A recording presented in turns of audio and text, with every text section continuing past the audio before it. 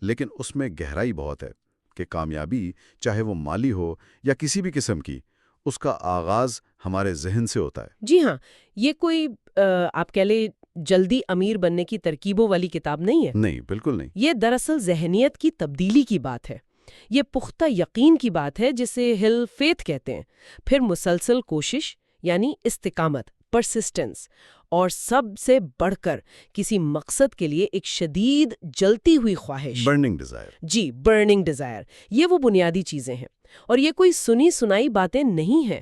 Napoleon ہل نے یہ اصول 20 سال سے زیادہ عرصے تک تحقیق کر کے اخذ کیے ہیں۔ 20 سال؟ جی ہاں، 20 سال سے زیادہ۔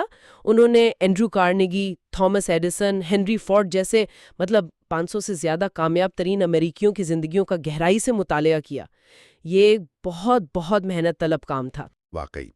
اور اس کتاب کے اثر کا اندازہ وہ باب پراکٹر